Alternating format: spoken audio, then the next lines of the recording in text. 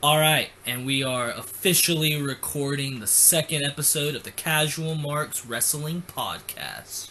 If you didn't catch the first episode, go back. Be sure watch. to check it out. The only other video on our channel. So that way you can go back and look at our predictions for the first ever prediction of Wrestlemania 36. The first ever predictions that anyone ever did. On the Casual Marks podcast. Nope, just in general. No one else has ever done a prediction of any kind about anything ever. Just like how in the first episode we said this is the only podcast. It's the only wrestling podcast. The only one.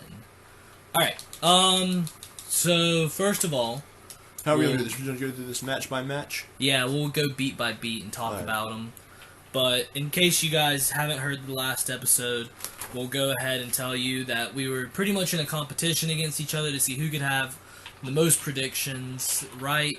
We learned that we both kind of suck at our predictions, or maybe but I was in the positive on the money. He was at exactly 50%.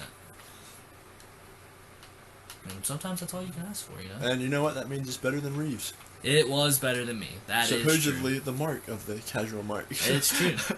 Well, maybe that's just because I know how they should have booked it. We'll talk about it as we go. That's why I'm a cash. I know how they do book them. That is true, yeah. We had 4 that we both got wrong, which was stupid. But we'll get there.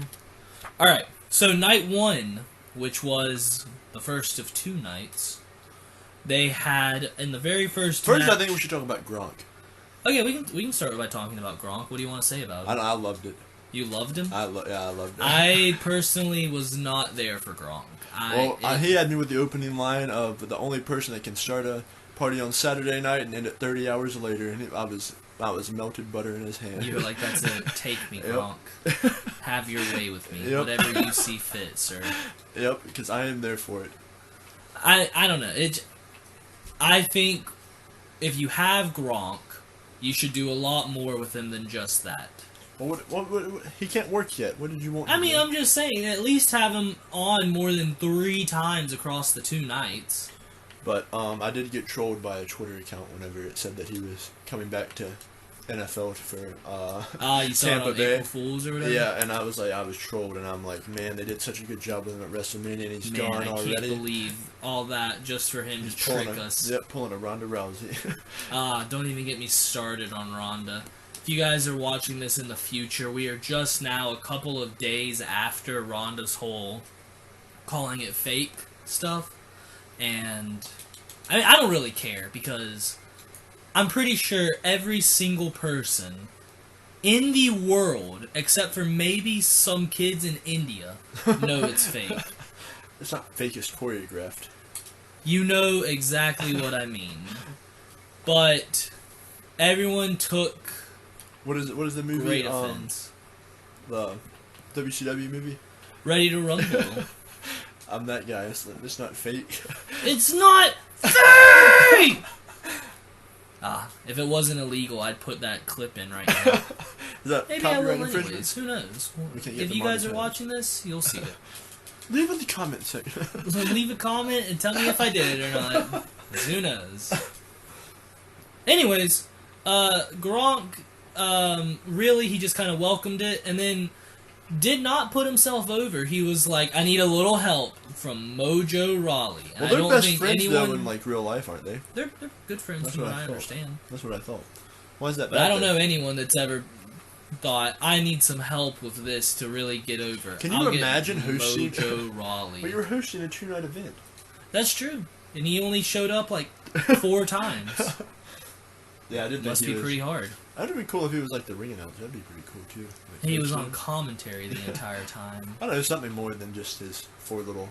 Something more than just every now and then going, and I'm Gronk. Yeah. But anyways, I enjoyed it. You didn't. Gotta love it. And I guarantee there'll be more of it. So. Well, they're probably paying him millions of dollars. Like I can't even imagine how much they're paying Gronk. Like they did Ronda, and Ronda just said deuces. We see how that worked out. So let's do it again with Gronk. Think about it. If the first one goes bad, the second one cannot do worse. Now that I've said it, it's gonna do worse. Especially if you respect the NFL.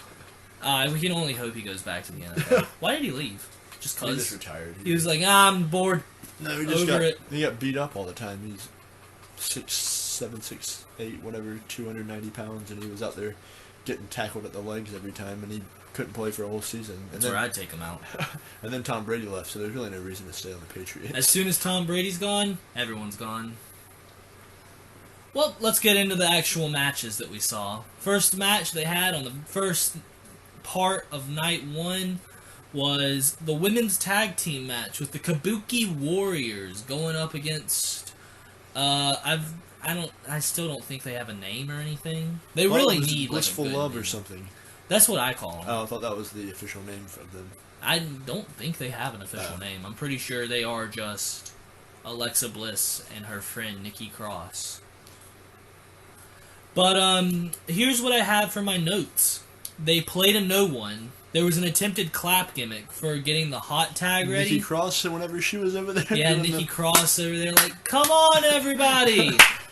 I don't know why Gronk went up there clapping. That would have been the... See, even if it was just that, but... Nope. Maybe he was, and we just couldn't see him. That's true. You know, you never know. You never know. But you'd think you'd be able to hear him, though. You'd think you'd be... Yeah, with the whole no other sound going, you'd think you'd be able to hear one person. But I actually like watching the... We heard him doing the yes chants with Daniel that's Bryan, true. so no, he wasn't clapping. That's true. That means Gronk just stared at her like, what is she doing? But watching that, it really showed me how important fans are to, like, live WWE events. Yeah, we'll talk towards the end about this. I've seen a lot of people being like, this proves you don't need fans to have a good match. And I was like, Well, you technically don't, but... We'll talk about some of the matches in particular that Okay. kind of make me disagree with that. But we'll get to it when we get to it. So, we also had the Doomsday device from the Kabuki Warriors, which I always pop for. What's the Doomsday device? The Doomsday device is when one person's in the electric chair position, and then the tag team partner does like a diving clothesline onto the person getting electric chair dropped. It's made by the Road Warriors. It's weird that they're heels now. Who? The Kabuki Warriors? Yeah, because last time I actually watched either one, like I watched the other one in Spartanburg, and she was the pirate. Is she still a pirate? Yeah, she's still a pirate. She's just a but bad now she's pirate an now. evil pirate. But in the end, Alexa Bliss pins Kairi Sane, and that's all the notes that I have. Those 4 things. And we both picked the... We both thought the Kabuki Warriors would continue on. Why do I keep wanting to say Azuki? I don't know. I think you're thinking about Avatar: The Last Airbender. With Suki, the girl that's like a warrior. Appa Yip Yip. Appa Yip Yip. That, honestly, The 3 that's a better words that name. every woman wants to hear. There's 3 words to say to get into any girl's pants. Appa Yip Yip. And then, whoom! Taken off, bro. But, I didn't enjoy it. It wasn't necessarily a bad match. It wasn't terrible. It was there. Yeah. And I am a classic person in that I believe WrestleMania is for ending feuds and having, your big blow-off matches. So, rebirth like a phoenix, like you burn it down and then... It's basically the season end right. of WWE. Right. Where, like, alright, we did it. That's this season done. We're going to start building the next year. Right. Isn't that what they do with basically the 4 big ones, unless they do like... Sometimes. But sometimes they have like sometimes the the three other of the 3 big ones. Yeah, the other 3 of the big 4 sometimes are like the mid-season finales that you get on shows like The Walking Dead. Right. Where it's like, this is something big. But leaves you on a cliffhanger for... Like, it's gonna be important later like Shawn on. Michaels and Hulk Hogan, whenever Shawn Michaels... That was supposed to be a cliffhanger for later on. Right. It was supposed to be a best of 3. But Hulk Hogan said, oh no, bro. And then Hulk Hogan said, that doesn't work for me, pal.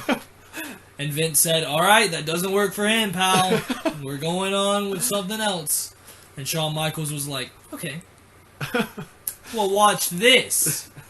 And if you don't know what we're talking about, just look it up. That's the best I can tell you.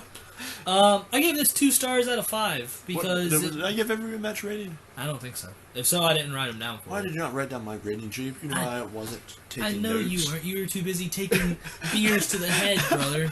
I was waiting on Stone Cold as Sandman. Trying to get him to come Yeah. out. Exit light. And tonight.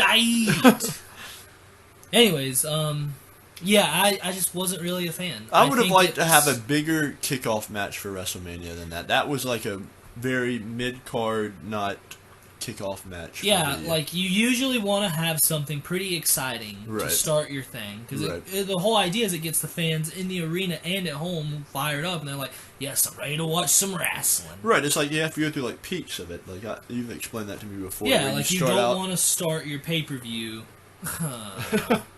You want to start like, But you also don't want to go all out first match. You don't want to have every other match be like, well, it wasn't really as good as that first one. So I personally probably would have actually started with Otis and Dolph, especially in hindsight of knowing what happened, which we'll talk about once we get to it. That's something that I think, coming on, people would be like, yeah, that's what we like to see. But it doesn't get the HLA going with the HLA. HL. Eric Bischoff, if you're listening. Bring it back, baby. You're a wise man. Alright. No, it could have been better. But I think, what did you give it, 2 stars? I gave it 2 stars out of 5. I think I gave it 2.4 out of the 5. I understand. I like the decimals.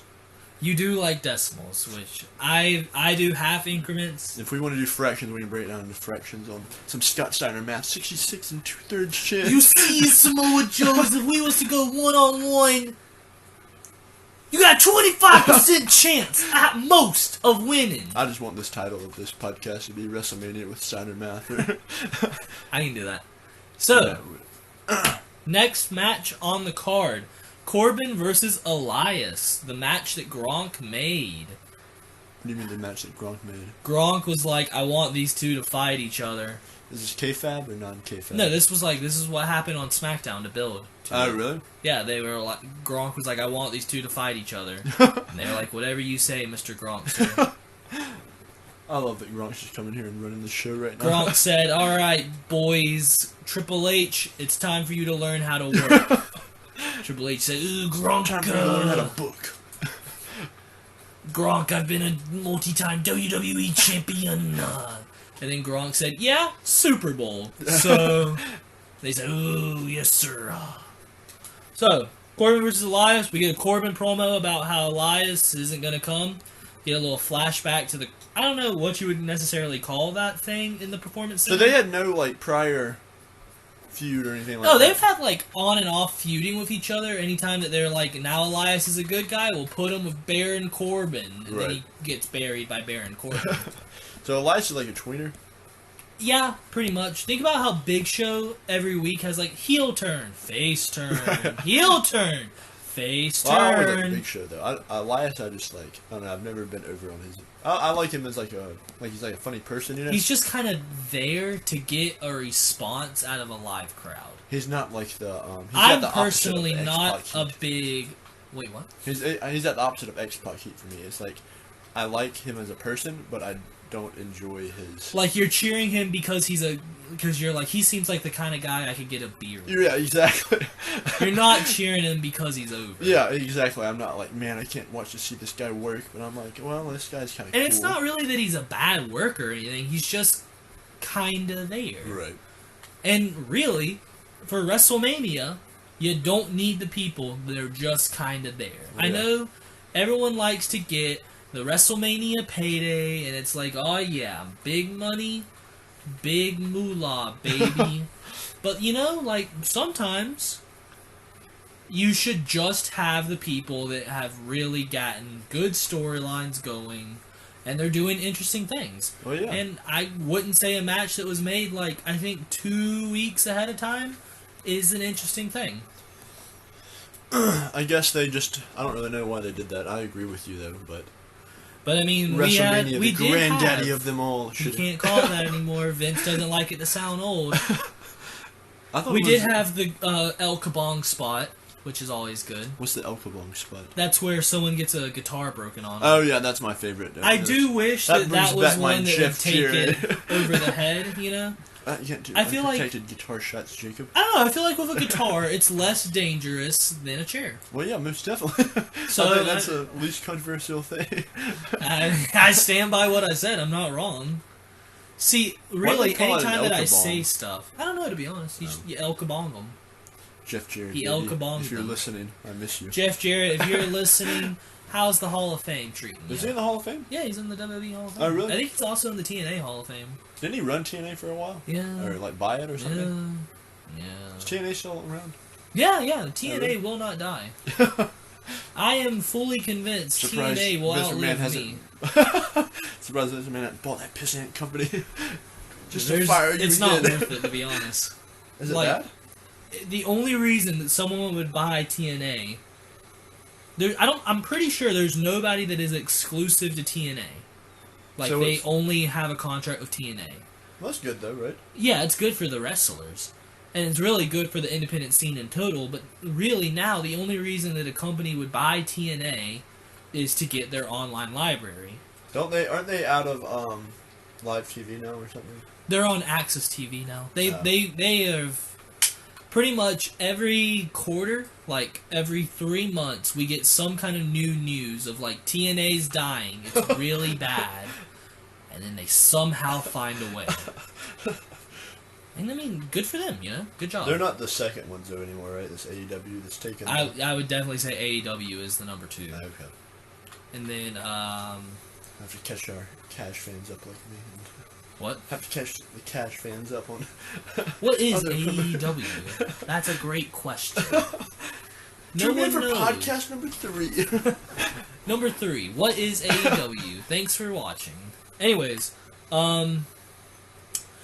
there was a bad-looking neck breaker. Not bad-looking in the sense of like, ooh, I bet that really hurt. Bad-looking of like, ooh, I bet that really hurt. And if you think they're the same thing, they're not. Throwing the potato. It was a potato neck breaker overall. We also had an overshot stun gun where he pretty much landed like on his like lower stomach on the top rope. Oh, wherever he went too far, like on Yeah. the ridge. Yeah, I do remember that. That's not a pretty sight, and Yeah. I do not pop for that spot.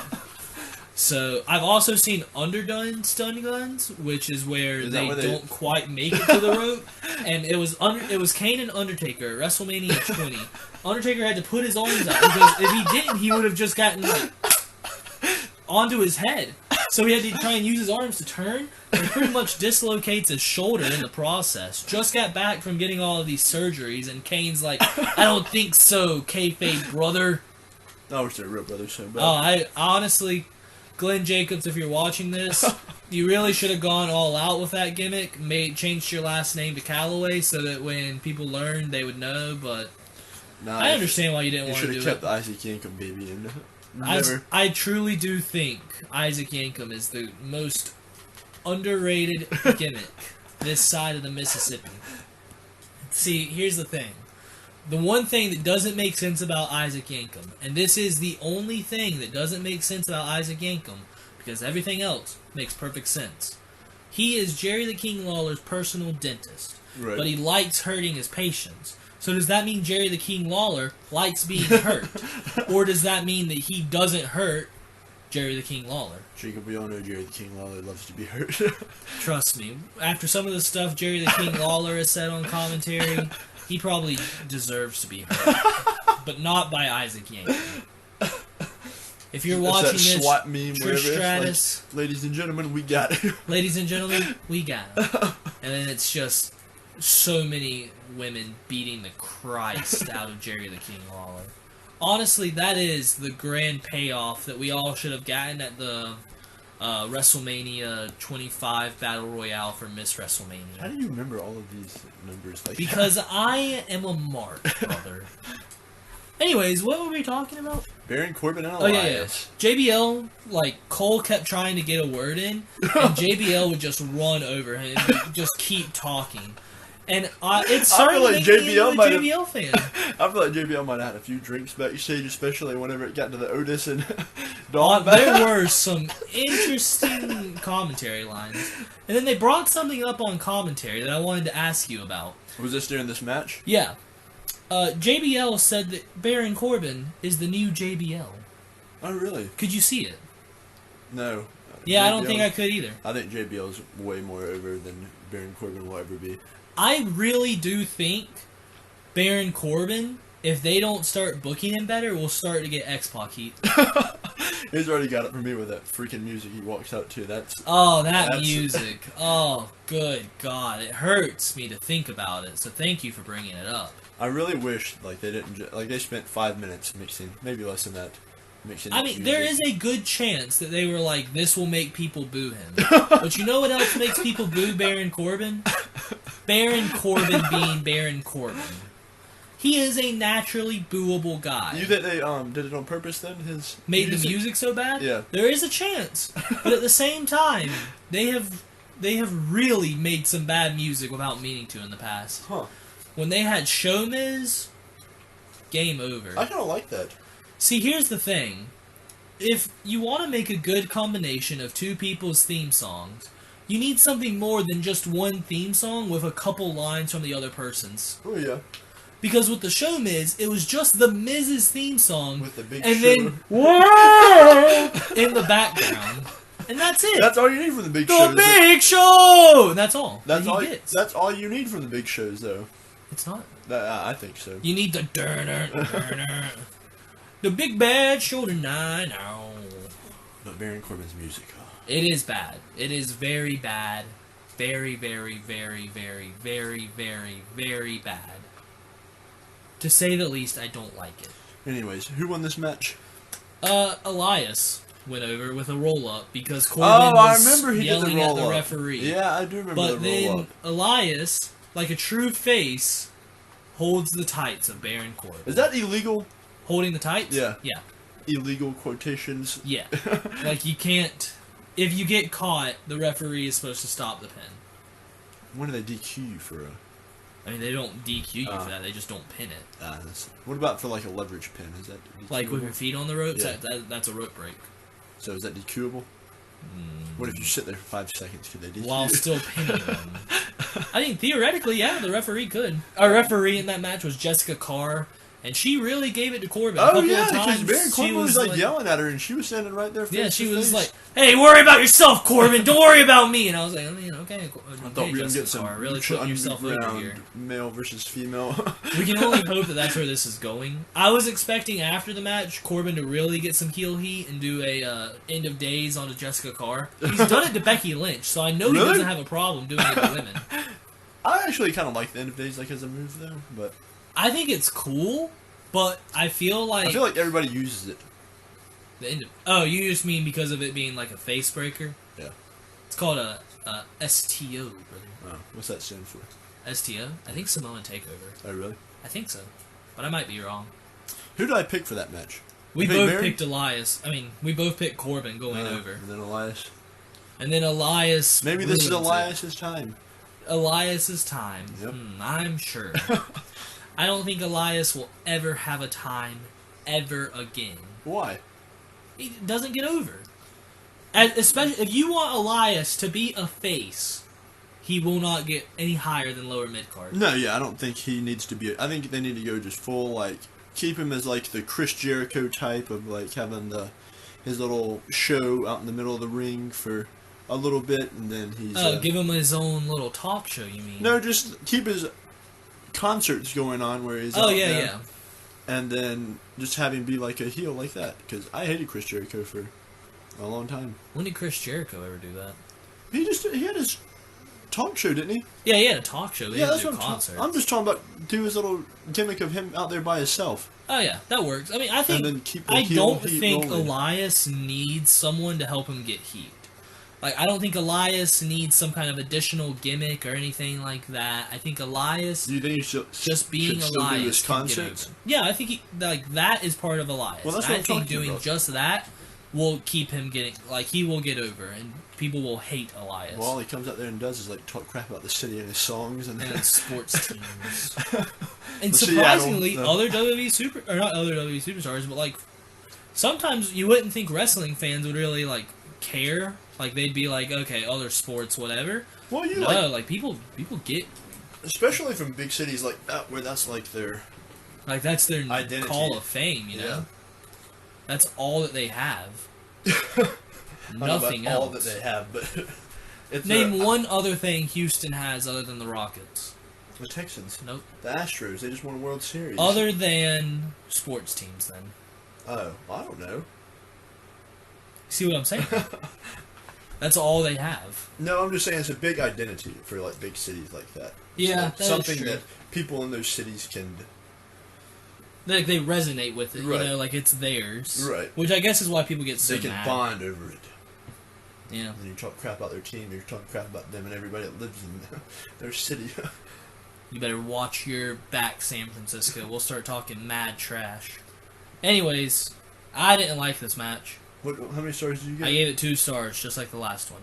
And again, like I said, really with the women's tag team match and with Corbin and Elias, it did not need or deserve to be on WrestleMania. Yeah, just from the build-up of it and everything like that. I think I gave that one like a 2.3 just because of the roll-up, because I love a good roll-up. A good roll-up does put it over in my books, brother. Especially if grabbing the tights, even though he's a face, it's just... Oh yeah, you gotta love the mixed match so a storytelling. curveball of what's going to happen next. It's... So are they going to finish their feud then? Or is that They'll gonna... probably continue the feud, and Corbin will do something to get his heat. We haven't seen I wish SmackDown, they had a bigger so... build-up to that, like, more than just, ooh, Gronk wants to see him fight. Yeah. Like, I wish... There was, like, Corbin knocked Elias Corbin... off of a crow's nest. Yeah, no, I saw that. But, like, that's really just kind of a grab at getting heat. That was after match. Gronk said that, right? Yeah, and that's the thing, like... I wish Baron Corbin would have been like, ooh, like, Gronk sucks at football or something like that. Like, he doesn't deserve to be in WWE, and then Gronk's like, oh, you know what, my boy Elias has my back, and then... And then Elias is like El Kabong with the guitar. Exactly. And You know have you seen the bonk meme? Where it's like What? the little hammer goes bonk, and whatever it's hitting gets like caved in. That's what I want with Baron Corbin. I mean, not Baron Corbin. Elias and his guitar from now on. What do you bonk. That needs to be on his t-shirts. That's going to be his merch now. Yeah, forget Walk with Elias. We can. It should say Kabong. Walk with Elias. It should be Kabong and him hitting someone in the head with his guitar. I like that. And make it like Looney Tunes style art. You know what I mean? Like a cartoon? I would buy that shirt. Vince, if you are watching, make it. Triple H. Triple H, I know you listen on the weekly. Anyways, next up, this is where we got to our first hour mark already. Oh, those two matches last There was an hour? a lot Those of commercials. There You were could so tell. many Yeah. commercials. I didn't keep track of them in this, but I noticed it after this next match, and I started keeping track of them, and it was so many commercials. Do you think that they would still have all those commercials if they could have had a live audience? Honestly, and... probably. Oh, really? Maybe Was it gonna not be a so two-night many event? stacked up. Was it- It wouldn't have been a 2-night event if there were fans. Oh, okay. There's But no was it going way. to be 8 hours or whatever? Yeah, it would have been all of it together. You have to think the one last year was like the actual WrestleMania was like 5 hours and 19 minutes, and it had a 2-hour pre-show. So people just they pay $1,000 to go sit there and It's an entire day, and you have to remember the night before was supposed to be NXT Takeover Portland, oh yeah. and the night before that on the Friday is when they normally do the Hall of Fame Oh yeah. I forgot induction about that. ceremony. So wait, they didn't have an NXT takeover? No. Why are they taking over Portland? Why didn't they take over Tampa? Isn't that what they normally do? Yeah, I don't know, to be honest. I didn't never think about that, but they usually go with them. But Yeah, I that's guess what I Portland's Oregon. That's cool. Shout out to Oregon. I don't know. But there were a lot of commercials. Anyways, Lynch versus Baszler for the Raw Women's Championship. I hated this match. And I really, really, really feel bad for Becky Lynch. And it's not anything that's Becky Lynch's fault. Why do you feel bad for Becky Lynch? Well, I feel I'll bad tell for you why. Shayna Baszler. I feel bad for both of them, to be honest, because last year Becky Lynch, as a act, like a character, was so popular. She won the first ever women's main event of WrestleMania. That was a women's main event? Yep, won both titles. First time it's ever been the main event, and now she gets the 1 hour mark with Shayna Baszler. Because she's so over. And we'll talk about what happens in the match once we get to it, but I'll just go ahead and say it. I hated this match. I wasn't a fan of it either. It just made me mad. And I ended up giving it 3 stars because this one, with the story, deserved to be on WrestleMania. But again, with that story, you should have been doing something completely different. What do you mean? Well, let's talk about it as we go. Alright. Baszler looks really strong in the promo package of the show. Because, I mean, she has been really strong. She came out in the Women's Royal Rumble, went on a tear, barely lost to Charlotte. She was the runner-up. Which, you know, in what whatever. Match? The Women's Royal Rumble. Oh, okay. Whatever. She's not the one that wins because they had to get She's still on everything NXT, set right? up. She's on NXT roster. I'm guessing that now she's not, and that she's going to be on Raw. Before WrestleMania, she was on NXT roster. Kind of like around Elimination Chamber, I think, is when it was like a switch. Because she was in the Elimination Chamber. Oh, really? She eliminated every single other person in the Women's Elimination Chamber match. Besides who? Herself. Oh, she won it? Yeah, she won. That's how she gets to face Lynch. Gotcha. But here's the thing, okay?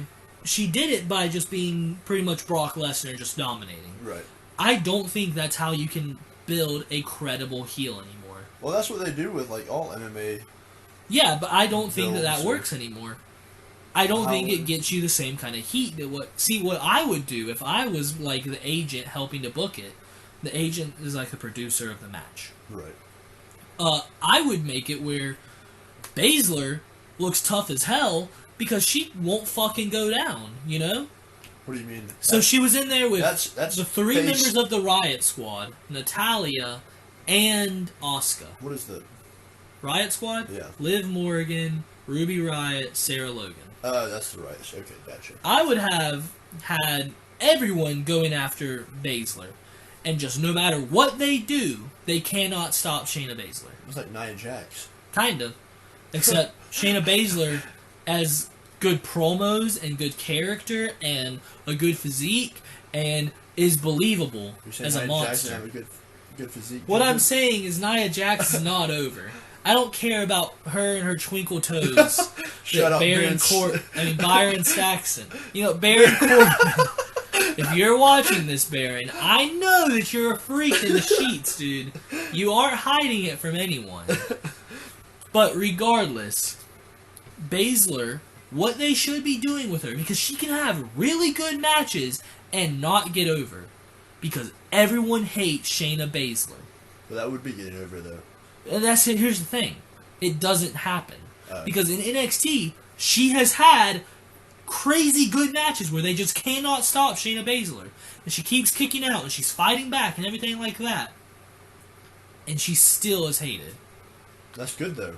Yeah, she's a great heel. Yeah, that's what it's I'm saying. amazing. She's really good at what she does. So what are you saying they do it wrong? Like how? I'm saying that they should not have had... So when she came into the Elimination Chamber, within the first, minute and a half or so, she choked out 2 people and eliminated them. You're saying they should have all been able to stay... It should have been... She should have been number 1. Gotcha. And she should have lasted the entire time. Still eliminate everyone. Right. Still be a beast. But every single person gets to try and hurt Shayna Baszler. Gets to really work over Shayna Baszler. But they cannot stop her. So what is Becky Lynch going to be able to do? Well, yeah, that's right. Yes. Because now Shayna Baszler has had 5 different women all give her their best shot. And no matter what, it wasn't enough to keep her down. Well, I guess that's true. You cheer for the downfall of them. Yeah, basically. And then you get Becky Lynch over, her cheering for people. It's basically, you can tell the same story of, we've never had someone eliminate everyone else in an elimination chamber. Right. Ever. Right. You can still have that same story of, Becky Lynch, you're the underdog. Because now what you had is that Baszler... Hasn't she been the champion for, a year? That's exactly the thing. It's really kind of hard to keep believing that she's the underdog, which is why they had to put Baszler over so hard. It's like John Cena effect. You know he's gonna win so much, and then people just start booing them because they're And really, the thing is, you can have someone who's always winning and dominant because really, Stone Cold was like that. Stone Cold always won? Always, and if he lost, it was usually because Vince McMahon had someone interfere, or he got disqualified, or something like that, or it was a double count out, or whatever. Right. But you can do that if you give them compelling character and story to work with. Becky Lynch doesn't have that. Right. Because, she's the man.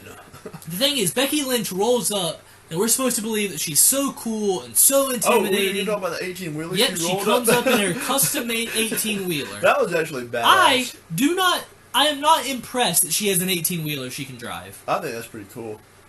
Is it cool that there's an 18-wheeler with her face on it? Sure. Is it cool that her hair turns into fire as it goes? I guess. It's kind of like the Hunger Games, kind of, with all that going on. I don't really care about it. It doesn't do anything for me. I like it because it's like, I don't know. I just like the thing is, they want her to be the new Stone Cold. Why? Because everyone wants to be the next Stone Cold. Because Stone Cold has the most merch ever sold ever with just a shirt. Austin a black 316. shirt that's white and says Austin 316, and that's all it needed. Is it really the most merch ever sold? Yes. More than Hustle, Loyalty, Respect? Yes. No way. Yes, that's the most bought shirt. Well, that's probably true. Because Stone Cold. It probably, by itself, outsold all of the NWO shirts. Well, you know what they should have done then? Including Wolfpack. Don't ever talk about Wolfpack. The Wolfpack is back. But I would never turn my back on the Wolfpack. If they want Becky Lynch to be like Stone Cold, they should have had her drive that thing to the Performance Center.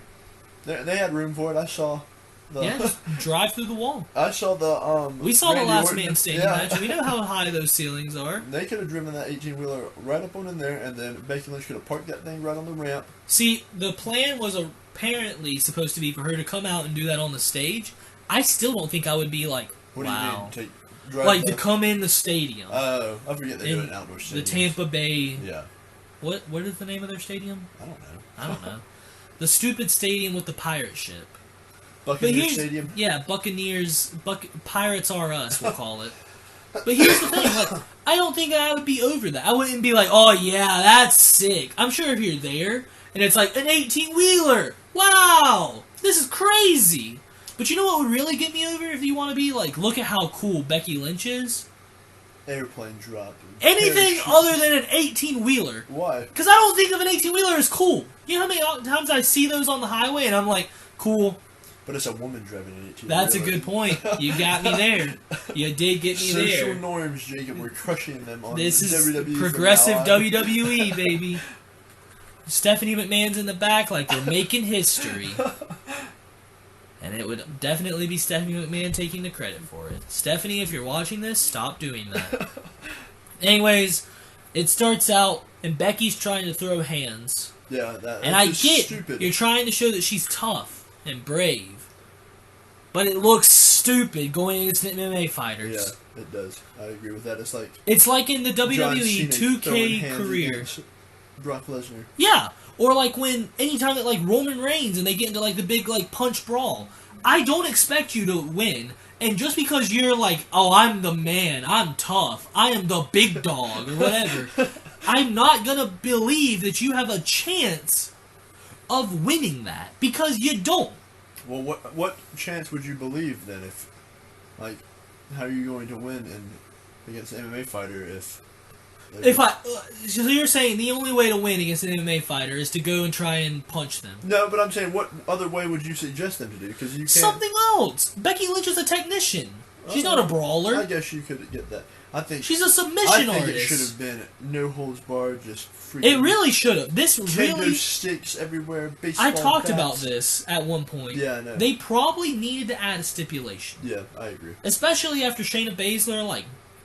Dominated the way Well, she no, did. she, like, bit a chunk out of Becky Lynch's neck. Yeah, that was weird. I don't get it. HLA. HLA. But it doesn't make sense. There was another thing that was really dumb with Becky. She did the disarmer on over the top rope. What is First of all, that's her, like, sit down on the shoulder submission. Yeah. It's stupid. Because you're supposed to sit at the shoulder so you can Right. arch it back and you do that. Right. But when she went over, she's over her bicep. So now she's just being like, trying to pull, like, your elbow, no matter how hard you try and pull it, your elbow's not going to go that way. Well, Jacob, And yeah, that'll hurt. Like, ooh, my elbow's being hyperextended. But you know what would hurt more? What? Doing it up my shoulder and being able to pull the thing out of socket. Well, it's cash like me. I didn't realize what she was doing. I was like, ooh, she's hanging on her arm. That looks like it's painful. And it's like... But were you like, yeah, I bet that really hurts. Or were you just like, what is she doing? I don't really remember. We're past You were the like 1 three hour mark. twisted teas in at this point. But then no, I I remember that spot, and I was like, I mean, it looks like it hurts, but I didn't realize that was like her thing. I didn't realize that was like that's her finisher. Yeah, I didn't realize that was the Exactly, and that's again where it's like you probably needed a stipulation, right, because she only had the 5 seconds, but really done the with her being a face, holding it in, that's a heel thing. Using the ropes for leverage and holding a submission. Oh, yeah, that's true. That's not like, Becky coming back over all the odds. She did a rock bottom on the apron. That's cool. Why is it she did a Bryanson special into the disarm. Oh, wait, no. That was Shayna Baszler who did that. That did what? It was a butterfly suplex, and while going up and over, transitioned into an armbar. Oh, yeah. And then, from that makes sense. That's like the Mighty Mouse doing the... Kind of like the Mighty Whiz Bar, yeah. But then from that, Shayna did the disarm her. Becky Lynch's finisher on Becky. Right.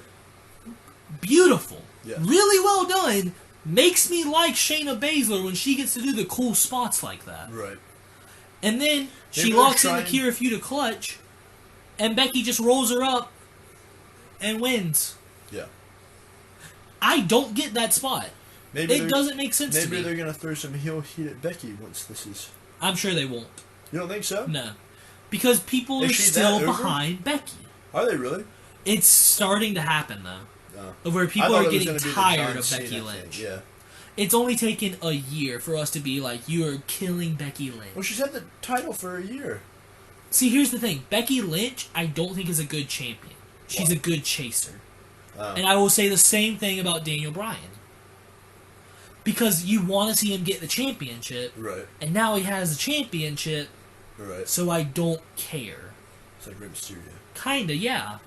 But here's the thing with Becky Lynch, right? When she first started, she was like Stone Cold. And she was like, I don't care about what the authority says. I don't care about what everyone... anti-McMahon? Yeah, like, pretty much, yeah. Okay. And she was like, here's what I care about. They're really trying to make her be a female Stone Cold. Basically, yeah. Well, if she wasn't, what is she, Scottish? Irish? They need to make her heel that way. Just do the... Just make it where no one can understand her. Just make it the what is it, the common, if you're foreign, you're a heel? Oh, yeah, brother. Just give her the Muhammad Hassan treatment, where it's like, all of you think that I'm just going to drink and fight. And then she drinks and fights. Or it should be like, yeah, Finley, and it's like, ooh. Yeah, she should just be she should start using a shillelagh. Yeah, there we go. Get Hornswoggle Hornswoggle's coming back, baby. Because, you know, every storyline that's ever existed only improved when Hornswoggle was added to it. There's not a single thing that was made worse by Hornswoggle. I agree with that 100%. You should, because it's true. And if you disagree, you're a mark. Oh, boy. But here's the thing, okay? Because we had the same but I feel like finish happen in the WWE 2K20 storyline. Yeah. Of where Trey gets put in the rear naked choke by Samoa Joe and then pushes back and rolls him up. Right. You know how stupid you make whoever is putting on the sleeper look? Because you know what you have to do to get out of that pin? What? Let go. Oh, that's true. And, like, it's supposed to be a thing where, like, once they roll back, they have the leverage on you. Right. You're holding them there. Yeah, just true, yeah. Because once you let go... Push them off of you. You have both of your hands right there on their shoulders. Push them off, and now you're not being pinned. I think WWE has a big problem of, like, making people big and then keeping them big and not putting anybody else over. Yeah, you're absolutely right. Goldberg, Brock Lesnar, Seth Rollins, Becky Lynch. And those are the only real stars of 2019. Yeah. And is this a recent thing that they've done, or is this has been a forever WWE thing? Yep. Oh. Think about it. Hulk Hogan. And what was right after Hulk Hogan? Shawn Michaels. Stone Cold. You had Bret Hart and Shawn, and then you had Stone Cold and The Rock, and then you had Brock Lesnar and Kurt Angle, then you had John Cena and Batista, then you had CM Punk and John Cena. John Cena's there a long time. He's done a lot for the and then you had Brock Lesnar and Goldberg. Do you see the step back? Big dog. Oh yeah, of course, Roman. So, anyways, I didn't like that match. I wasn't too much of a fan of it either, but just maybe more for the outcome than it was the match. I wish, like you said, there was this simulation that was involved. And I really think that match would have been better. Did we both if lose they that one? Yep, we both got that one wrong. We started off bad. Really bad. Really, really bad. And I really think they had the wrong person win. I still fully think that. I would agree with that. Because if you want to create new stars and you want me to like believe Becky Lynch is like a real fighting champion and stuff, she has to lose. Yeah. Like, it's not like in MMA. It's not, because in MMA, we know they are both really trying to constantly beat each other and right. possibly kill the other one. Like, you know they have to sign waivers in the MMA. Oh, well, yeah. Like, if you die, you die. Yeah. If that referee doesn't notice you passed out from a sleeper, guess what? You're dead. What is it? Nakamura? What is his name? Who? The one that, like, let the chokehold go on for so long? Oh, God. The one... I don't even remember, but I know exactly what you're talking about, where it was like... I thought his name was Nakamura. It was something along that. Shinsuke Nakamura. See, Where's he at? Shinsuke? We'll talk about that in the next match. This is where I realized there were so many commercials. And one of the commercials they showed was a Mark Calloway limited series about his retirement. Oh, yeah, that came on after the WrestleMania the second night, didn't it? It was like the sneak peek of it. I didn't... Here's the thing, okay? It looked really good. It does look good, but I think it ruins The Undertaker's legacy. Why? The Undertaker is the best character in WWE history. I would agree. You cannot strip that away and have Mark Calloway. Beaver Cleaver is a close second, Benjamin. If it will, and it's really one of those where any given day, Beaver Cleaver could overcome The Undertaker as the greatest character. But you can't... It's not like with Shawn Michaels or Ric Flair or Triple H, where it's pretty much just exaggerated egos of themselves, right? The Undertaker and Mark Calloway are completely different. Well, it's gotten to the point now where anybody who's a fan of The Undertaker is old enough to realize that Undertaker's not The Undertaker. I don't think that's true, because I guarantee kids love The Undertaker still. Well, I'm sure they still love him, but I'm just saying, like... I don't know, he's not somebody who's performing weekly, he's not their... Oh, no, you're absolutely right. He's a special attraction. Right. But the thing about The Undertaker being a special attraction is that it works. Yeah, because he is The Undertaker. Right. He is, after 26 years, 26, he has earned the right to be that special attraction. Well, what about if he wanted to do that for his legacy they're talking Maybe about? he does. But here's the thing. Unlike with everyone else, really, pretty much everyone else who's a huge star, even people like Hulk Hogan, they can come and, like, do the Stone Cold podcast where they sit and they take some shots, or they come back before Hell in a Cell. Stone Cold sober now. No. Oh. No. I don't know where you heard that, but no. Maybe he's not drinking. I don't know. I could have sworn I heard He's probably not drinking, like, Coors Light anymore or something, and that's what you heard. I thought he was a Miller man. I think he is Miller. That's why the only reason I drink Miller Lite is with Stone Cold. Because Stone Cold. Actually, him and Brad Keselowski. The NASCAR racer. Ah, NASCAR. My other favorite sport. Part 4 of the Casual Anyways. Don't make me start talking about Hardcore Holly's original Sparky plug gimmick, brother. What is that? He was a race car driver. he had a WWF race car. He bought it from Vince McMahon for like $10. It's a weird thing. We'll talk about it another time. But the thing, like... We're going to have to break this up into 2 parts of the 2 nights. One for each night. Here's the thing, right? Like, with The Undertaker... We might have to break this up tonight. With The Undertaker, it's not like everyone else who can just kind of show up and be like, hey, here's who I think's gonna win between Rusev and Roman Reigns at Hell in a Cell. He's The Undertaker. You can't do it. So now, when you start having these ideas of him, he's already gone on the Stone Cold podcast, and that was built into the feud with AJ Styles. Oh, really? Pretty much the feud of AJ Styles was like, you're not the Phenom and the Dead Man anymore, you're just Mark Calloway. Oh, that's kind of cool. And we'll talk about that in a little bit. Right. Because that was the main event of tonight. Right. But the thing about that is like, you can't really keep running that, and it's hard to really do another story with him after you've already done it. Where he's like, he's not the Dead Man anymore or whatever. Yeah, because he's not wrong. Like, AJ Styles is correct. Right. Anyways, we'll get into that. I don't like that they're doing the Mark Calloway gimmick. I like it. It's don't. not a gimmick. This is who he is. Yeah, I know. So you don't But like still. you don't like the real Mark or the real Undertaker being unmasked. Basically, yeah. Oh. Imagine if, like, we started getting a documentary about how Kane became mayor. Yeah, I wouldn't watch it. But would you like it? Would you be like, that's good. Good for Kane. If I, that's what Kane wants, then yes, they should completely retcon everything we know about Kane and make a mini documentary series about how he ran his campaign. No, I wouldn't. I don't even care about it. Like, I wouldn't watch it. I rest my case. That was my case, and I rest it. So you're saying that nobody will like, or nobody even cares about the Mark Calloway story? You care about it because he is the Undertaker. Right. You don't care about it because he's Mark Calloway. Well, I guess that's true, but I want to see Undertaker behind the mask. Him and, is it Michelle McCool he's married to? Yeah. And she's like, I told him not to wrestle anymore, and he's like out there. And then Undertaker's like, and now I'm going to the 111-degree Saudi Arabia. And Undertaker, and I'm that's collecting me. my $2 million. I'm gonna tombstone the Goldberg, but I'm not gonna hold him. I'm just gonna do it. Anyways, let's get back on. If they could have rolled purpose. Yokozuna out there, they would have done that too. He asked him, he was like, I want to see Yokozuna, and he was like, and Andre he's dead.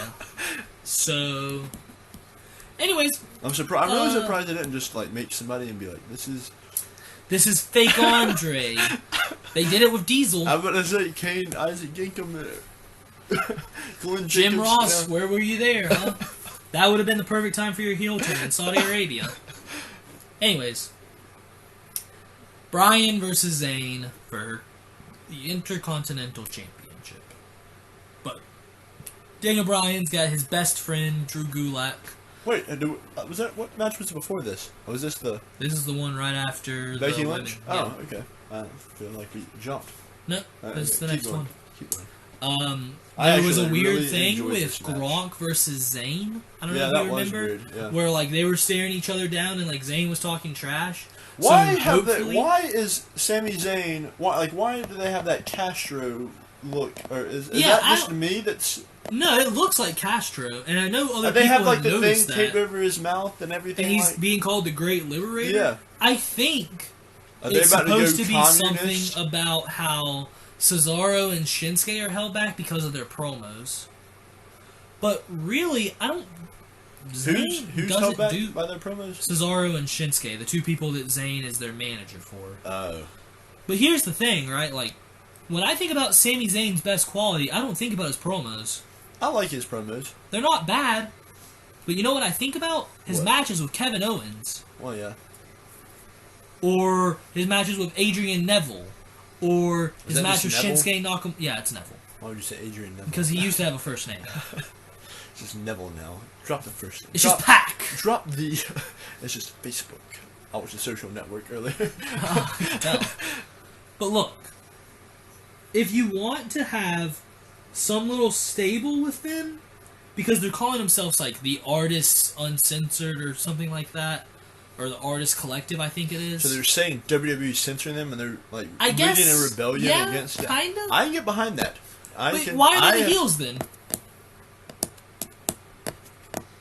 Because if you're saying like 'Cause we've they're been foreign. held down, Because they're foreign.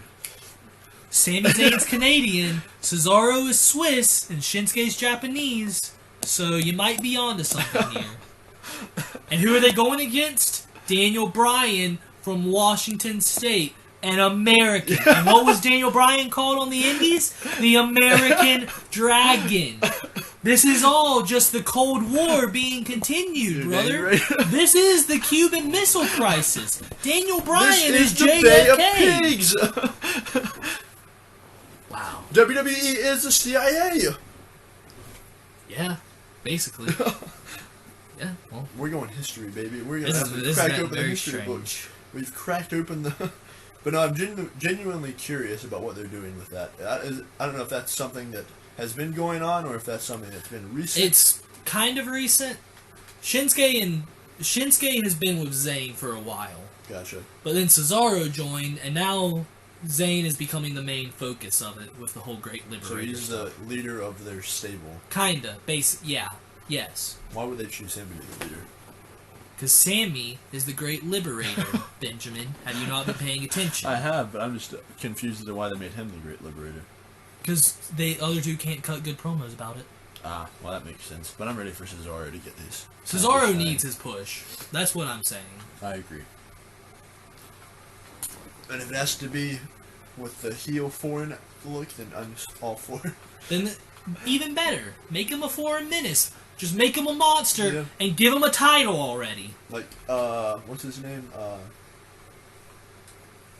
The Punjabi prison match. The Great Khali. But who is Jinder Mahal. Yeah, Jinder Mahal. Where's he up to nowadays? He's just a jobber. I hate that they do that. They make somebody the WWE title or the WWE champion, and then they just... He is the WWE title. But then they just squash him. Yeah, well, they had to get him. They had to get over in India, brother. Oh, That's the only reason why he was ever pushed.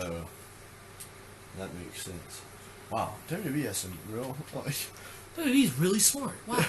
They just got some real like foreign things pushing them to do their.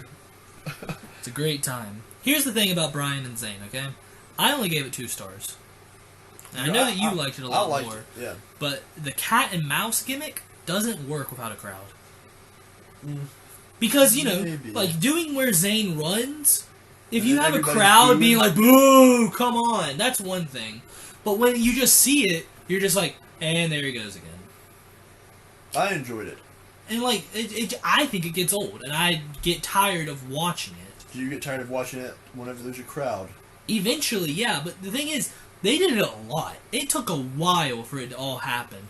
Well, Gulak eventually comes and helps things happen, and he takes out Cesaro and Shinsuke, if you remember. And it was very strange, because he took off his jacket for it, but the other guys didn't take off their like tires. Right. So why can't Drew wrestle with a jacket on? Drew Gulak? Questions that need answers. He was too hyped. He was like, ooh! And then they were like, Zayn was like, that's it, I'm leaving. And then Gulak was like, I don't think so, it's me, Drew Goo. And then Bryan was like, no, let him go, let him go. And Zayn was like, you're being smart. But then he didn't let him go. Right. And I thought that was nice. I was like, nice. And then after that, Daniel Bryan just unloaded, just fucking killed Sami Zayn. There were some stiff kicks, nice. The crossface strikes, nice. No, he was killing them. And then he did the suicide dive where he almost died because he hit his head on the barricade, and I was like, oh no. Yeah, that was a bad spot. I was not ready for that, and I did not approve of it. But then it just kept going, and he slapped the shit out of Sami Zayn twice. And then we got a little bit of a potatoes, right? yeah. Like he slapped the shit out of him. Even in my notes, I underlined shit. But then we get No Sell Daniel, where you get a little bit of Sami Zayn fighting back, and Daniel Bryan just gets up and slaps him some more, and just keeps coming. And I was like, just shows you wow. how angry Daniel Bryan was. Daniel Bryan, and then he got really mad about it. He was like, huh, you think Drew Gulak's a nobody? Huh? Who's a nobody now? Huh? And I was like, this is making me uncomfortable at this point. This week on WWE Ride Along. This week on WWE Ride Along. His best friend, Daniel Bryan and Drew Gulak, and in the other car, Sami Zayn. And it's just the whole time Sami Zayn is like, I was really scared. He was kicking the crap out of me. And Daniel Bryan's like, I guess you, Drew. Drew, you're my best friend. And I don't know where they were going with it. And then I was like, awesome. Maybe they're about to get Drew Gulak get a big old push like the. Maybe. I would be okay with that. Drew Gulak is a really good technical wrestler. Is he? Didn't you say he's on NXT though? Oh, 205. But now he's on SmackDown. It's like a thing where he's with Daniel Bryan. 205. Now see, I said that Bryan was going to win, and you said Zayn was going to retain. Daniel Bryan might win. He's got a baby on the way, Jacob. So what? That's why you need to get the most out of a title run with him now before he's going part-time. Well, that's why it's going to be perfect for when he comes back. No, he wants to be full, like, part-time. Like full-time, part-time? Yeah. Well, that obviously wouldn't work. How are you gonna have a title run being part-time? That's why you gotta get the timeout now, before he leaves for the kid and takes his maternity leave. Maybe paternity leave. But Whatever. Same thing. But here's what I didn't like. After everything that Bryan put him through, one catching haluva kick done, 1, 2, 3. Because Daniel Bryan lost focus. I guess because he did the suicide dive onto the other artist, whatever, and I got really annoyed. I was like, oh, okay. I like that. That's like the sudden look. I like when a finisher is the finish, but I like my matches to be a little bit more than hope spot finish. Hope spot. What does that mean? A hope spot's where it's like maybe this person will win.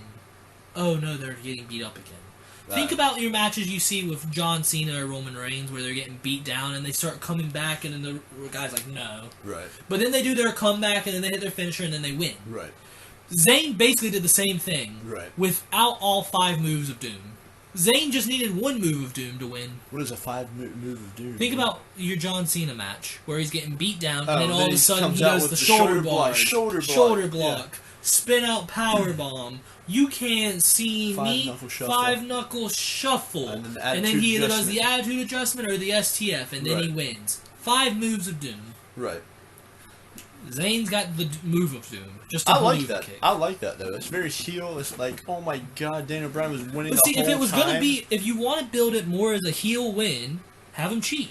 Because really, they didn't cheat. Yeah. No one touched Bryan. They didn't do anything to distract him. He's the one that chose to do the suicide dive. Well, yeah, if they would have distracted him, that would have been nice or something. No roll up, no dirty pin, clean as a whistle. Zayn goes over Bryan. Yeah. Do. I liked it though. And that's how you get it. I gave it 2 stars because with what you could have had with Bryan and Zayn, this is a letdown. Well, I guess because I don't really know the full potential of the Kevin Owens and the Sami Zayn fights and everything like that. This could have been the best like match of WWE. History. Like if they would have given this match, say, around 28 minutes, and they were like, you guys go out there and you wrestle. This could have been better than Ricky the Dragon Steamboat and Macho Man Randy Savage. You know what would have been better than? Hulk Hogan versus Andre the Giant. You're right, you got me there. Best match I've ever seen. So anyways, we had a commercial for the WWE community because, I don't know, and then Edge's 24 commercial. Oh wait, I won that one, didn't I? Yeah, you got that one. And then we had Kofi versus... versus... Edge's community, that was a good one whenever he Edge's 24 commercial? Yeah, I mean, I like Edge. I'm glad he's back. Zooming through things right now. I mean, to be fair, let's see how long this podcast has been. We're an hour and 2 minutes. How many more matches do we have? 1, 2... Oh boy. You got a lot of notes in there. Yeah, I do. 3, 4. So we're halfway through? Yep. Oh, we're just now halfway through. This will be a 2-hour podcast for this. We're going to have to split this bad boy up. Yeah, we definitely will. Our podcast is going to be as long as WrestleMania if we're not careful. Just watch the podcast, or listen to the podcast while you watch WrestleMania. It's a watch-along.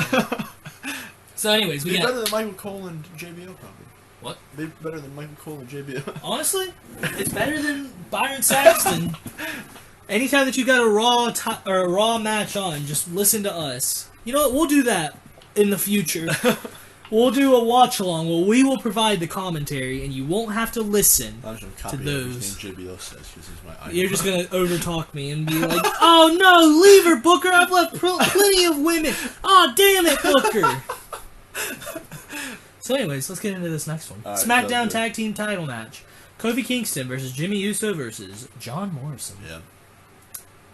It's really good.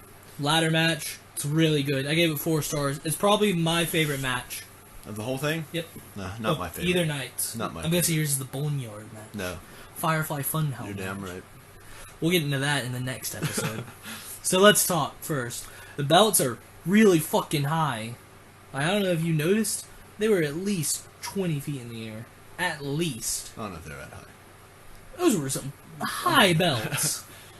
I enjoyed Kofi's it, hair was pink. You set me up for failure because you were giving me all the roundabouts before it started. You were telling me it was going to be a triple threat tag team match, and then it was just going to be a... To be fair, ladder match. No one knew what it was going to be. But it was fast, it was fun, there were flips. I know you Marks love your flips. Uso really hurts his knee, and that becomes like a big story. There's a crossbody off the ladder. Nice job, Kofi. There was some Uso throwing some cane uppercuts, which gotta love him. There were some big chops. Nice. Parkour onto Uso on the ladder bridge. I don't know if you remember that, where he had the ladder was draped across the two different ropes, like at the turnbuckle, and he did like a little flippy dippy dip. Yeah, that was nice. There was a springboard Hurricane Rana onto Morrison, who was on a ladder. Kofi jumped from the ropes onto Morrison, who was already on the ladder, to Hurricane Rana him off. I don't remember that. Oh, it was sick. And then there was a huge tope, and everyone's dead. And then there was a ladder bridge, but that was just a trick because we had the C4 off the top, where I don't even know if you remember that one. It was a tightrope where Morrison walks across the top rope from corner to corner into a C4, and then Uso does an Uso splash onto Morrison. I do remember that. It was freaking sick. That was scary, but also really cool. Kofi climbs up on the inside of a ladder at one point. Cool. He flips around. Then there was a double stomp off of the ladder where Kofi jumped and just both feet down onto Morrison's chest. Cool. We had some ladder rope bridge. Pretty cool. Jimmy Uso with probably the best thing I've ever heard. He was like, "I'm gonna flatten your face like a pancake, dude." Nice. And then there was the ladder to floor spot where Uso got pushed off the ladder. Wild.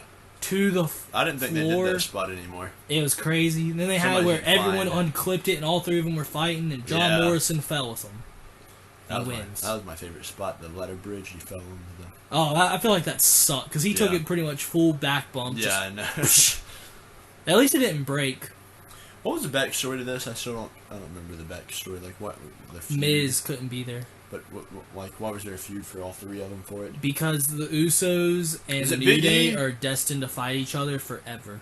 Is that what they always do? Yeah. Oh. And they're always really good, but until Big E eventually and hopefully turns heel on Xavier and Kofi... Is that who it was going to be, Kofi and Xavier?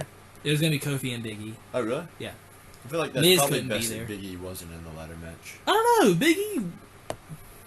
Big E's good. In the ladder match? He could probably do some cool spots. Not as cool as the three singulars, I don't think. I feel like if you... three those are the best three that could be in the ladder match. Like one from each. Yeah.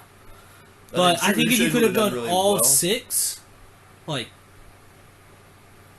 Big E would have done something really cool if he was in that match. Powerbomb somebody through the ladder bridge. He probably would have speared someone off the apron into a ladder bridge, and that would have been sick. But anyways, I really liked it. I gave it 4 stars out of 5. I enjoyed it. I think it's really fun, and I think it was the most fun match. If you didn't have all my feelings all up in a jumble before it started, and I just didn't know what was happening, I would have liked it more. I think that's fair.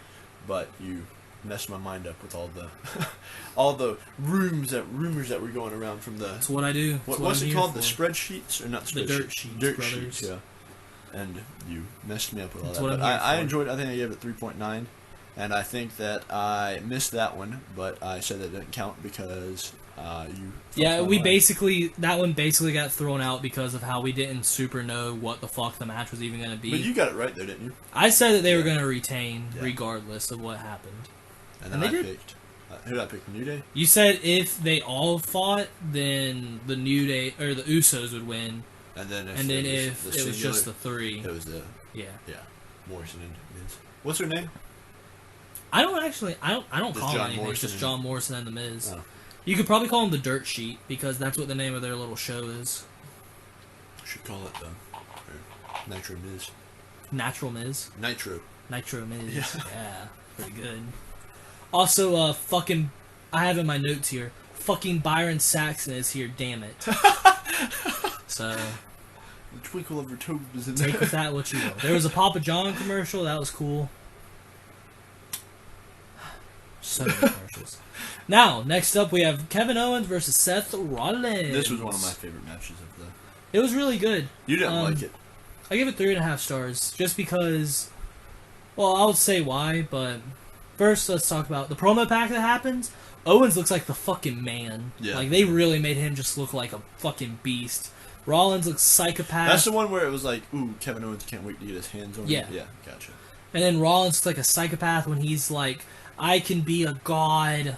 I like where they're going with that. I kind of like I think that could be really interesting. Yeah. And I think if they full send it, Yeah. it will be really cool. Yeah, I do too. But I think it's going to make a lot of people upset. Well, that's the point. That is the point, yeah. It's like CM Punk whenever he was When he was Charles Manson. Yeah. Rollins gets to come out in some Jesus robes. Pretty nice. There's some outside brawling to start. Owens gets body dropped onto the apron. And then there was a Falcon's Arrow onto the apron. And no one kicks out of the Falcon's Arrow. But they did. I mean, yeah, he did, but no one kicks out. That's why it's so amazing. I thought that was actually pretty hard. Like, throughout really both nights, they had to work really stiff. Well, yeah, because you don't have crowd noise to cover up everything. You gotta really connect. There was some suicide dive spams by Rollins, but I don't know, like, trying to talk trash while doing the moves doesn't work. I enjoy it. The only time that I've ever seen it and been like, this works, is Johnny Gargano whenever he does his slingshot DDT and he's like, gotcha! Well, I think they have to talk trash like that so that way they can cover up whenever they're calling their moves. And so you just hear that's why they have to do it chatter. like during the normal things. They have to try and do it. And that's also like they'll do the stops and stuff like that. But like when you can hear the trash talk and it's just Seth Rollins being like, come on, Kevin! Huh? I thought you were the man, Kevin! Huh? And then doing a suicide dive, I'm like, huh. I like that. And then you also have the Seth Rollins had some weird grunts in this. It's because back to the blissful love or whatever whenever they kept going. Trying to play the crowd. Yeah. Oh, and then Asuka always doing her little dance, and I was like, oh, shut up. Ah, so cute, so cute! It was so annoying. But, I mean, I don't know. Seth Rollins had some crazy, like, grunting in this. Anytime that he would do the suicide dive, he's like, yeah! And then, eventually, when he takes the big spot, and he's like, Kevin, no! Please, Kevin! I was like, wow. It's so much better, though, than, I will be at SummerSlam. I will be at SummerSlam. Like, that was like... It's so weird, because you would think Seth Rollins, so fast-paced, flippy-dippy, everything like that, great face. Not. Yeah, I know. He's just not. That's why I like it, though. I like him as a heel. Oh, he's such a better heel. I like Kevin Owens as a face. Yeah, I didn't think that I'd be able to get behind it, but yeah. Anyways, there was a DDT for the double down, and I like whenever, like, the flippy guys get DDTs because they just arrow, and they're just like, oh! Yeah, I do. It seems like something you would see, like, in a cartoon, where they're like, don't, like, straight as an arrow. Yeah. There was a DQ finish because Seth Rollins hits him in the face with the bell. I love a good bell shot, though. Hit the ding! Yeah, but I mean, he used the other side of the bell, so it didn't really work. But it still made a ding. It made like a ding, but it wasn't like a dong, you know what I mean? But honestly, it just killed my buzz. When that happened, I was like, oh. And I mean, Kevin Owens like calls him back, and he's like, no, let's have a no DQ. Come on, let's do it. You said you're a god. Come back here. You're nothing but a pussy. You're a bitch. I fucking hate you. All that kind of stuff. And then Seth Rollins is like, don't tempt me. And he's like, yeah, well, you're still going to be a bitch. And then he was like, that's it. I can't take no more. And he comes back, and they restart the match with a no DQ. There's some more bell shots. And then I think Owens hit him with the bell, like the actual bell, because there was one really satisfying one. I was like, nice. And then the big moment. Kevin Owens does the elbow drop off the WrestleMania sign through the announce table. Yeah, that's going to be like the... That's going to be like what's played in the future when Yeah. people are looking back. Or like any kind of hype package for WrestleMania. Right. It's going to be like, wow, Kevin Owens, moments. how do you learn to fall from a 20-foot ladder? How do you learn to fall off a 15-foot WrestleMania sign? How much of a jump do you think that was? I'd say it was at least... I don't know. I'd have to see a picture of it right now. I mean, it would definitely be at least 10 feet. Yeah, it was more than 10 feet. I'd say it was probably 15 to 20 feet. Somewhere in there.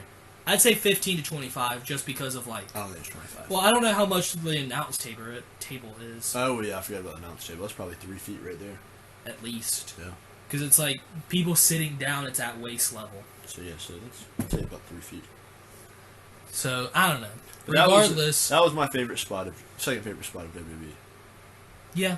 It's a good spot. First favorite spot had to involve Gronk. Gronk. Of course. And then, I feel like it was that, and then like that's when we get the Kevin, please, I'm sorry, it doesn't have to be this way. Yep. And then you have this huge moment, and then a stunner. Yeah. And then that was it. Yeah, and then Kevin Owens won again. Yeah, Kevin Owens won twice. Yeah, I know. That kind of squashes the whole Seth Rollins thing. But... What a man. So and then, that was that. That was the match. enjoyed that match a lot. I think I gave that one like 4.2 stars. Maybe You think that was your favorite match? Like, actual wrestling match? Because we'll talk about it when we get to Taker versus Styles. I don't consider the Boneyard match and the Firefly Funhouse match to be matches. That's true. Because they're really just long segments. And they're that's cool, but... That's my second favorite match of the Wrestlemania. That's fair. Right behind Otis and Dolph. Actually, Goldberg and Braun. Anyways, I don't know. What happened here after this was I didn't like it at all. What? It was Gronk and Mojo up on the crow stand talking about it, and Mojo was like, "Night 2 is gonna be way better than anything you see tonight," and I was like, "Way to bury 8 matches just like that." I understand. I think he like. I knew the point he was. He's just for. so hype. He's so hyped about Night 2. Look, if you need to have someone to hype up the next night, just bring in the Street Profits. They're only making $40 from the first night, Jake. They had to get their $60 from night 2. You got a point there, yeah. And then all of a sudden, R-Truth was like, "Man, I can't do anything. I can't go to church. I can't have barbecues. I can't go sit down to eat. I can't do anything." And I was like, "Yeah, well, guess what? No one can right now, Truth. Way to remind everyone that we're social distancing. Thanks." And then we got the worst ever forearm because Gronk went, and then that was it for R-Truth. He's done.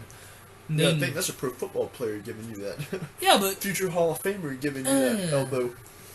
Gronk may be the only man to ever get put into 2 sport Hall of Fames. That's true. Because we know Pete Rose won't. Called him out. And then Mojo pins R-Truth, and Gronk was like, "I want that title." Yeah, he took it from Gronk. I think that might be Gronk's first. That'll probably be the feud. Yeah. Because they want it to be someone that Gronk trusts to work with. And then that'll go into Sami Zayn. Like he'll fight Sami Zayn? And I really think they're going to want to title? have Gronk versus Zayn. I think that'll be Because I think Zayn's someone that can sell really well. Right. And I think Zayn is someone that can carry people to a good match. That's true. And then, like I said, like he'll have that rivalry with Mojo first, and then... It probably won't even be like a full rivalry. Right. It'll probably just be like a little running thing a between few them. weeks, yeah. Yeah. They'll Just to pin kind each of get other Mojo into the habit of having... Or not Mojo. Gronk into the habit of having matches and doing them. working backstage in Yeah. We had a McIntyre Chronicle commercial. So Mojo was the champion holder for a little bit then, right? He was the 24/7 champion from here on night 1 until night 2. But we'll talk about that on the next podcast. Since we talked for so long. Heyman does a promo on how unique Lesnar is after this. I enjoyed that. I thought it was really good. And the thing is, if you ever really want to get yourself over on your promo skills, do the opposite of what the biggest person in the company does. What do you mean? Because back in the day, in the 80s, when you had to cut a promo, you were supposed to come in there and be like, "Well, let me tell you something, Mean Gene!" So, copy Hulk Hogan? That's what you had to do in the 80s, right? Because even like Macho Man, he'd come in there and be like, "Ooh, yeah, we're coming in, Macho Man is going wild at WrestleMania 6! All that. Right. And then you had the Ultimate Warrior, the Rocket Fuel! And that's what everyone did. But you know who had the best promos of that time? Who? Jake the Snake Roberts. Because he would come in, he would talk.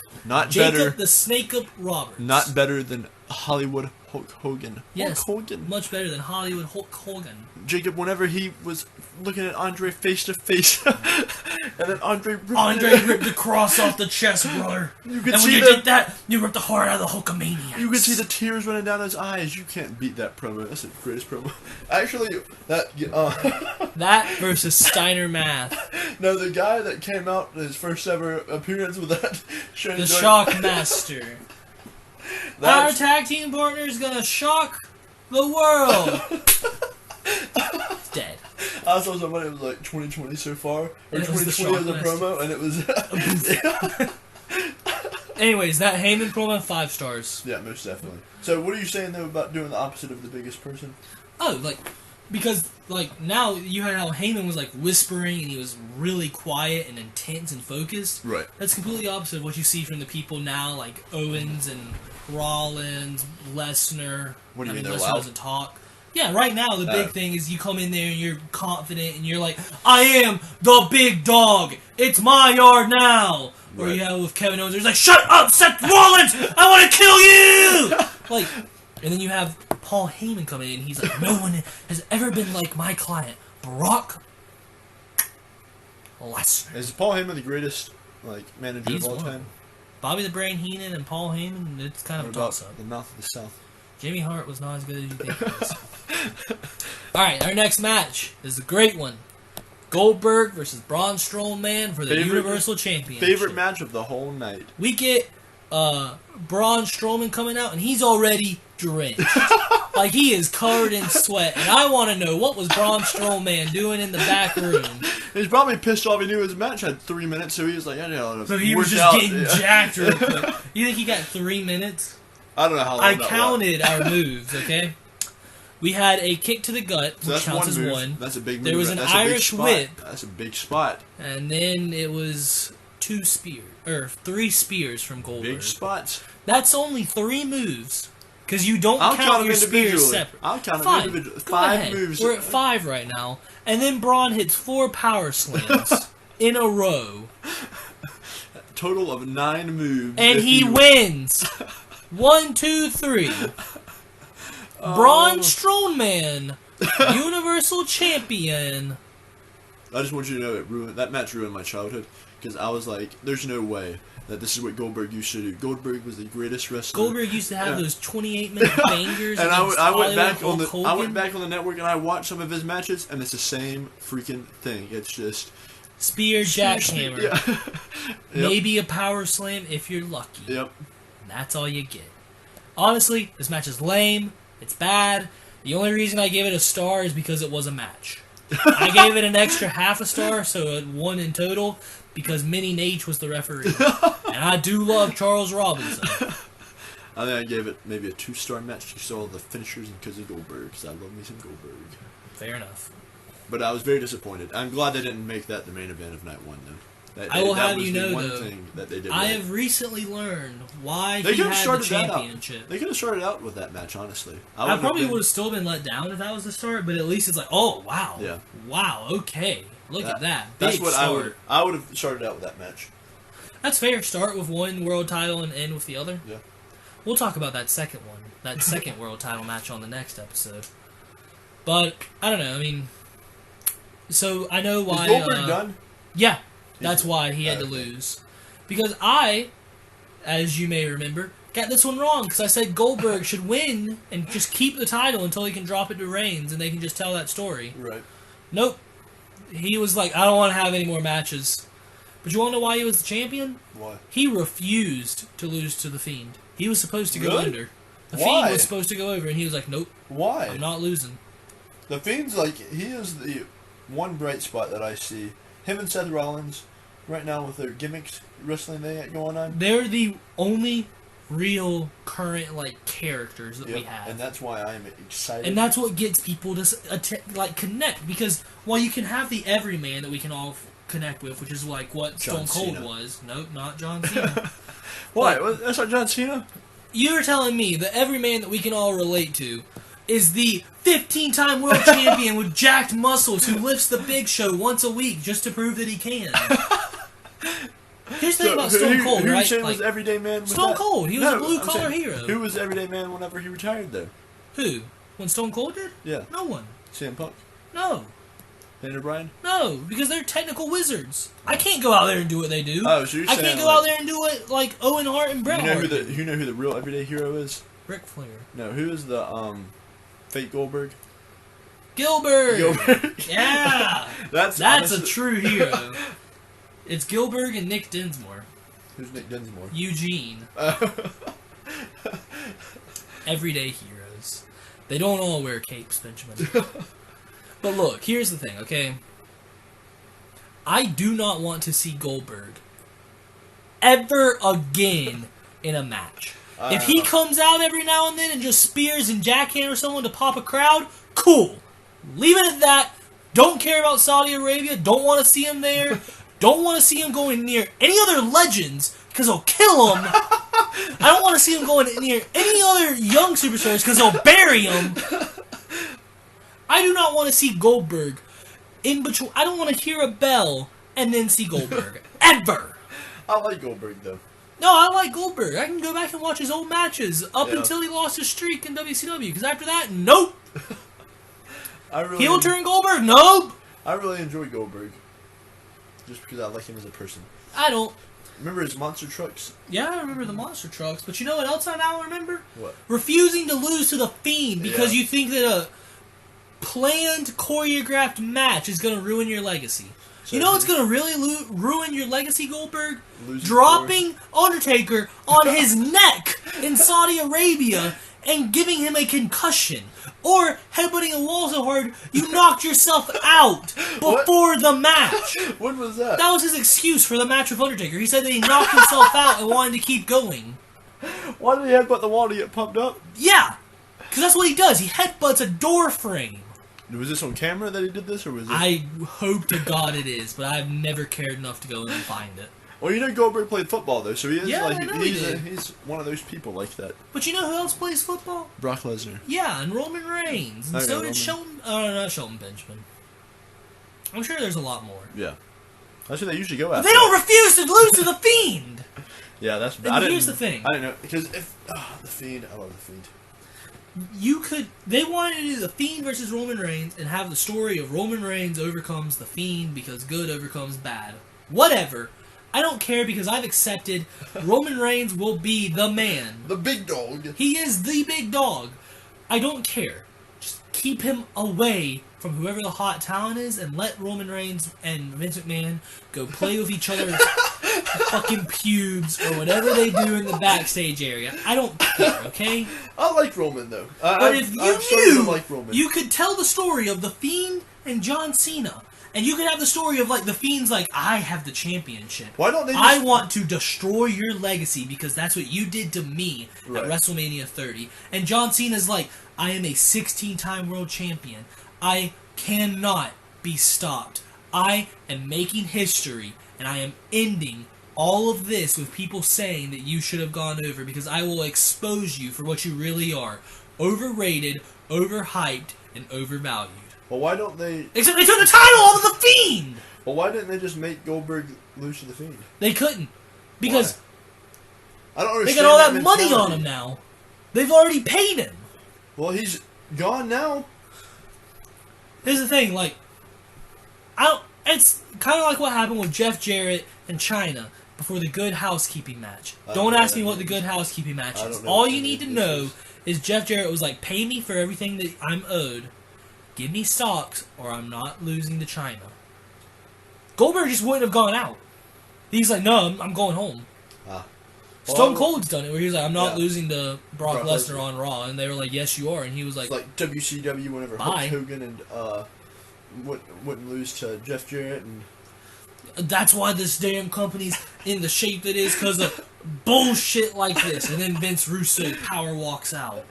He was out there with a baseball jersey. That was crazy. It's the weirdest thing in the history of pro wrestling. I say that is a stranger, like, series of events than the Montreal Screwjob. Yeah, that's it. That's definitely stranger than that. And the Montreal Screwjob is the only other thing that comes close. Well, what else would you say is the weirdest thing in wrestling? I don't know. You're like Gold Dust. And I'm like, that's a good point. The unplanned events thing though, yeah, that's probably up there. Yeah. But anyways, Braun Strowman, now that he's the champion, guess who apparently he's gonna start a feud with Shinsuke Nakamura. Really?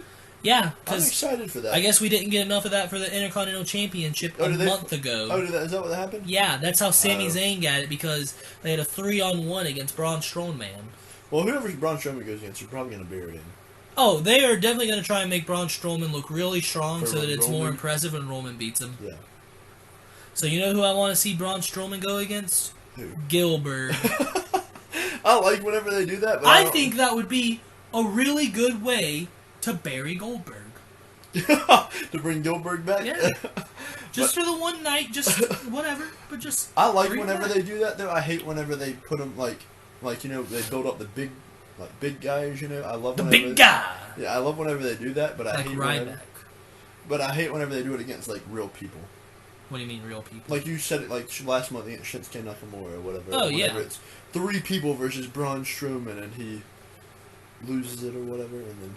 See, here's the thing, right? Like That makes no sense to me. Like, why is he not the champion at all times if it's one person again that can't be stopped against anybody? That's exactly the thing, because, you know, they have pushed Braun Strowman to be an unstoppable monster before. He has flipped an ambulance. Yeah, I remember all that. He's pulled down a and stage. I enjoyed all that. He's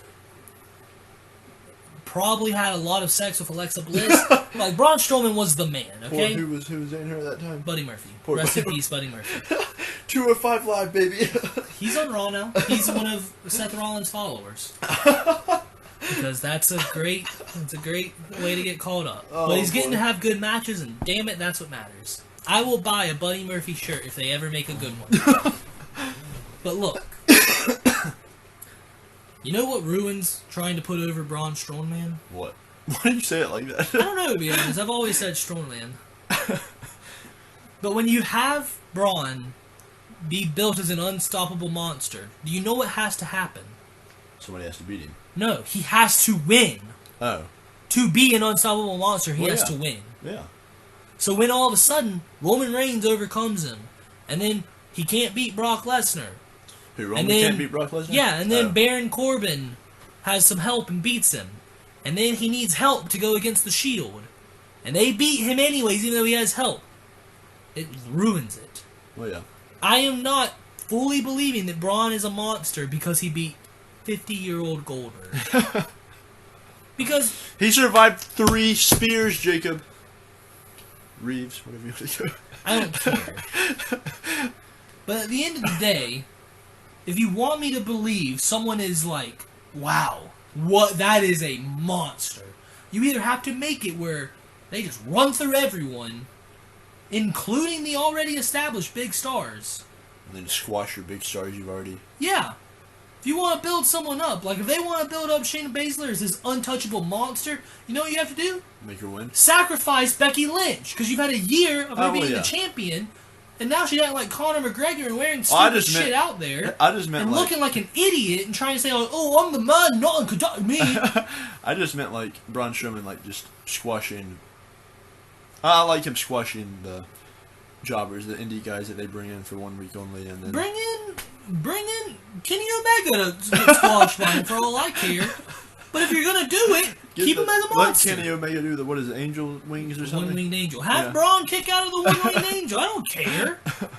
As long as you can keep the story going. Well, yeah. But if you do it, it's like with the Viking Raiders. They bring them in as these untouchable monsters that no one can beat, and then Seth Rollins and Buddy Murphy beat them. Why do they squash people like that? What's the point of doing these, bringing in the jobbers, and then they can't stand to the actual superstars? Because all you've done is be like, well, why'd you hire the jobbers to go against them? Bookers? Yeah. You know, I don't fucking care about these guys that I don't know. Right. Even if you call up someone from NXT and it's like, ooh, how is Angel Garza and Austin Theory going to stand a chance against the Viking Theory? They're not! But then all of a sudden you put them against Seth Rollins and Buddy Murphy, who aren't even a tag team, and then they lose, and then they don't get a tag team title match. Oh. And then that's it. Then that's the last you hear from the Viking experience. The Viking experience just needs to... I know that they don't want to use the term... Take your ball and go to AEW. Like, they don't want to use war on TV. I get it. I don't care. War. Just call them something else machine. I like... Other than Viking machine. I like the War Raiders, though. Call them something else other than Raiders. Like, call them the Battle Raiders. You just spit on me. Good. It's coronavirus. Call them the Battle Raiders, or the Norse Raiders, or the Victory Raiders. I don't care. But don't make them Vikings. Yeah. Because that has a ceiling. You are not going to see Ivan or Eric and Ivar on Monday. They changed their name? Yeah. Ew. You're not going to see them on Good Morning America keeping the Viking gimmick. Well, yeah, that's why you have to have like people like Roman Reigns that can... Yeah. But you know what? If you had Hanson and Rowan, They're like, we're just big tough guys and we wrestle. You can put them on something. That's like Otis and Tucker, baby. That's like... Yeah, you could put Otis on Girl Meets World or whatever the Disney Channel's doing right now. You know? The Big Show show. Yeah, put him on the Big Show show. Did you watch that, by the way? Yeah, it's really bad. I like it. It's really cheesy. It's really gross. I I like really it. hate it. I like it. I just can't do it. It's just too much. I like it. It's just too much of a Hey sitcom. guys, leave in the comment. Settle this debate for us. Alright, we should get on to the last one so that we can finish this episode. The second... I have so many seconds. Everything's your second behind Otis and Tucky. Otis and Dolph. Alright, Taker versus Styles in the Boneyard match. Michelle McCool is officially the biggest heel. Who won with that? You got Strowman. You didn't. And I said Goldberg. Okay. Taker and Styles, Boneyard match. First off, Michelle McCool is the biggest heel in the biz. Why? Because one of the whole gimmicks is like, She AJ was like, Undertaker, why are you still wrestling? I bet it's your gold digger of a wife who doesn't really love you. AJ's such a good heel. Like, I love it. AJ's a great heel. And I love it. If you just gave him something other than getting kicked in the dick all the time, he could be a great face too. What do you mean? AJ is just a great person for the business. I like him. Think about how Kurt Angle can be like, I'm a goofy heel, I'm a serious face, or I'm a psychopath that's gonna kill everyone around me. Kurt Angle can do them all. Right. So can AJ Styles. I like him most as a heel, though. I think with what he's done in WWE, especially, he works better as a heel. Yeah. But I really enjoyed this match, even though you call it a segment. It had the best promo package of the night because it builds everything up, and it's basically just a graveyard brawl with a buried alive match. Yeah. So it's kind of a match, but really, with everything going on, it's really weird to see all the cinematographics and the cinematographic match. Cinnamon Toast Crunch.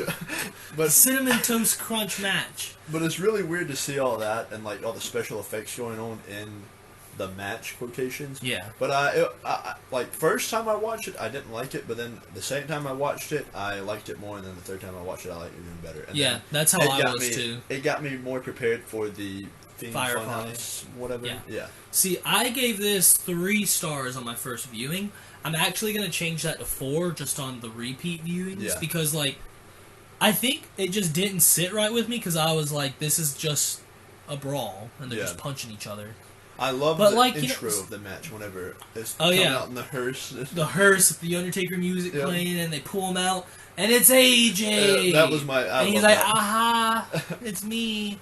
And then we get to hear the motorcycle, and we're like, oh man. By the way, you might remember we talked about the Unholy Trinity. Yeah. Undertaker has come out about what the Unholy Trinity is. What did he say? The Unholy Trinity was the American Badass Undertaker, the Dead Man Undertaker, and Mark Calloway the Undertaker. I love that.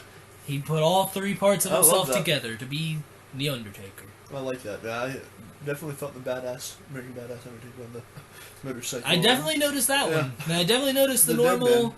No, didn't notice the Dead Man. I definitely noticed he buried him. He did bury him, and he did teleport. He did the magic, yeah. But this was a pretty crazy match. We had blood. We had the word bitch. We had a window getting broken. They had that fire coming up from the... Yeah, there was some fire. AJ hits a tombstone on the Undertaker. Yeah. Not a tombstone pile driver, an actual tombstone.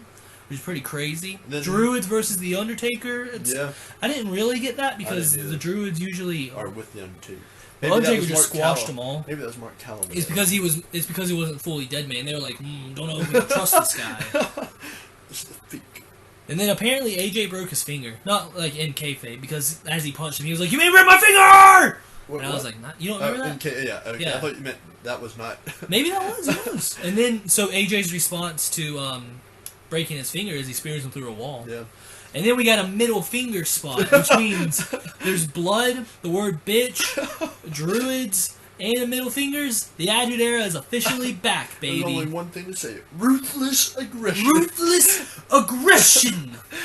And then we get Undertaker teleporting out of the grave, which is the best. What about that back spot from the top of the little barn or whatever? We haven't gotten there yet. But then Undertaker has his spooky powers, and then it has like the big lights behind it, and AJ gets to that classic thing where he's like, "What's behind Undertaker?" Whoa! And then Gallows. I have to imagine Luke Gallows is dead. Because he got thrown off of a barn onto the floor. Yeah. Or ground, I guess you would call it outside. It's a hard spot. Yeah, it is a hard spot. And then Anderson gets tombstone on top. He's probably fine. AJ gets chokeslammed off of a barn, but he had stuff to land on, so he's probably fine. But then Gallows, we never saw him again. He just, whoa! That's his AEW exit right there. Dead. That's his AEW exit. We can only hope so. And then AJ was like, please don't bury me. And AJ was like, I'm not going to bury you. You fought your ass off. You know, I haven't had a fight like that in years. He got beat by Roman Reigns 3 years ago, but whatever. I think he just meant like a brawl like that. I guess, but he got the crap beat out of him at WrestleMania 28 by Triple H and Shawn Michaels, who was into the streak. And he got beat by Brock Lesnar, who is an MMA fighter. And then Goldberg dropped on his neck in front of... So I don't really know what that was, but then he didn't really spare him, because he just big booed him into the grave. Yeah, I know. And then AJ Styles is fucking dead. Had his hand up out of the grave. I wish they would have done like some like twitching thing. No, because of how it was just full stiff, we know he's dead. Oh, I know, that's what I'm saying though. I wish there was some kind of twitch. I wish it was like a... Or just flip it. Yeah, he's just giving the big finger. That would have been a pretty iconic way to go. Or his broken finger, just, I don't know, something. Better if it was both of his hands doing the AJ Styles gimmick. Yeah, now that would have been good. But I really enjoyed that match. The more, like, it's gonna sit. There is one thing that I did not like. What?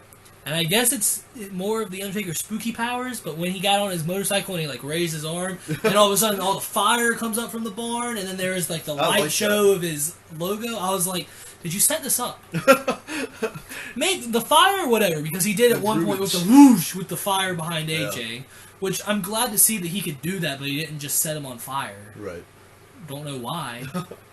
You know, that probably would have been a good way to handle all those druids. Set him on fire? I feel like the druids are like, man, he really kicked their ass. He is the dead man, and they're like, gotta set up all this So they were like, fuck, we better set up that light show that he asked for. Yeah, otherwise he's gonna come back and... Oh, Mark's gonna kick my ass. The American badass is gonna run me over. And then he drives off, and we get the copyright logo at the bottom, fade to black, end of night one. I feel like Undertaker really is like... I don't know if he's trying to retire or if he's like just like leaving the door open, but like that's like a good way to like never wrestle again. Yeah. Going down the dirt road on a motorcycle. I wish it would have played something like you know that song where it's like, 'cause I'm a cowboy on a steel horse I ride. I wish it would have played that. Wanted Dead or Alive by Bon Jovi. Or maybe like Johnny Cash, Ring of Fire. That would be good. You know, just put something that doesn't fit, like Dazed and Confused by Rule, where it's like, I've been dazed and confused since the day I met you. And he's just wow. But I really enjoyed that match. That's going to be our segment. That's going to be something that holds up well every time. I do think now, and that really works for the Undertaker's like his abilities. Yeah, because he's old and he can't. Apparently that took like 5 hours to record. Sure. That's what I'm saying. They can cut and let him get a break and continue going instead of... I wonder how much it was planned ahead, or if they were just like, well, what? I feel like let's every do move like was choreographed for that. I mean, I feel like it's that, but I wonder, like, on the day of, if they were like, well, what if we try doing this? I'm sure they had several different cuts that they did. Like, so you think there were certain things that they cut out and didn't use in the final? I wonder if there's going to be a director's cut of the match on the network one day. So did they have that planned for, like, regular WrestleMania? I bet they didn't. Huh. They probably were going to try and do something that would kind of hide Undertaker, but it probably wasn't that. Well, I'm really glad that happened. Or not glad that it happened, but I'm glad. I think it worked out. Yeah. And I really do think this was a lot like what Matt Hardy does with like his final deletions and stuff like that. And I think from what I've seen, a lot of people really like both the Boneyard match and the Firefly Funhouse match. Yeah. I think they will continue it. Like, they will run with this and keep using the gimmick of doing cinematic matches. Yeah, I saw a lot of people on Twitter not liking it, though. They're like, this wasn't even a match. It's like... I mean, that's like what I said, but I think... See, that's what's weird. I didn't really see anyone saying that about the Firefly Funhouse match. That's all the ones I saw it about. Really? Yeah. You didn't see anyone about the Boneyard? Weird. I saw the reverse. Really? But I think... I really do think... Apparently, Big Show even said he's like, I'd love to do a match like the Firefly Funhouse match. But Get him off the Big Show for a little bit. And In between seasons of the Big Show. When season 2 comes out. Why did WWE sign that contract with Netflix? Why not? Well, I guess Money. they get more money. Yeah, I just thought they would have like that as like a Money. WWE Network exclusive. Money.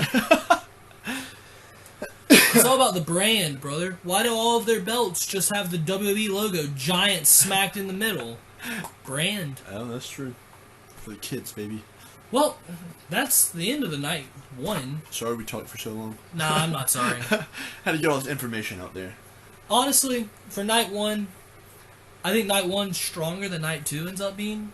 Really? And I'd give night 1 3 stars out of 5. For the If circumstances... I were to grade it, like in a class, with everything, not counting in like, oh, it's the best they could do, or anything like that, just objectively, how will the future remember this? I do not think you can give it any more than a C+. I think for the circumstances, which you have to consider, I think it's A-. Now, what if you take out the circumstances? If you take out the circumstances, well, it's obviously not that good. Then you probably get a C+. But Yeah. circumstances you have to consider. And I think if you sit and you really try to grade it, of like, let's just look at what they did, just the matches they had, the spots they did in the they matches. could have cut it to 6 matches and it would have been a lot better. I think they could have cut this to honestly 5 matches. Yeah. Because really, you need AJ Styles and you need Right. you need that match. Braun Strowman and You need Goldberg and Strowman. They could have done better. They could have put that at the start. You need Rollins and KO. I'll be honest, really, you could have cut the IC title or the SmackDown Tag Team title match. Say that you just needed to cut them for some reason, because, like, say, you could have easily cut 6 matches overall from WrestleMania. Right. And those would have been one of the ones I cut. Because, like... you know what that also cuts out? Commercial time, you know? Yeah. Here's the thing, okay?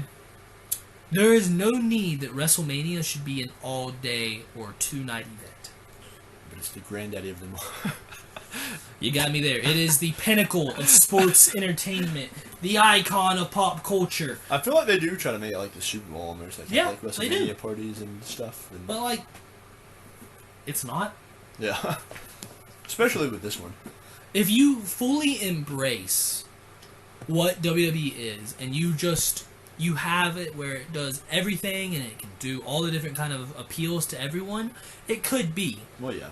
But they don't, and they tell the same stories. They have the same people they want to be the big stars. They don't listen to fans. They don't try new things. Right. And it's never going to be as big as it was in the Attitude Era because of a culture change, Oh, yeah. unless they change to fit the culture. Right. And they won't do it. Grandpappy Vince is... What I'm trying to say is Sony Kiss versus Undertaker WrestleMania 37 main event for the WWE Who's Sony Universal Kiss? World Championship. Is that the... Yep. That's the person Yep. from AEW? Yep. Okay. Well, Main event. that's the only way you... Vince, Book it now. book it. Where's You it at? got Los a year Angeles? to book it. It's in Hollywood, Yeah. baby. You got That's a year perfect. to book it. That's perfect right there. Get it going. Well, alright. And Bobby Lashley's sisters also. Bobby Lashley! Ooh, that's the fucking man. We'll talk about Bobby Lashley and how much of a disappointment he is next time on the Casual Marks. Until next time, Thanks for tuning in, like, guys. subscribe, Comment. stuff. Alright. Peace. And that's perfect ending.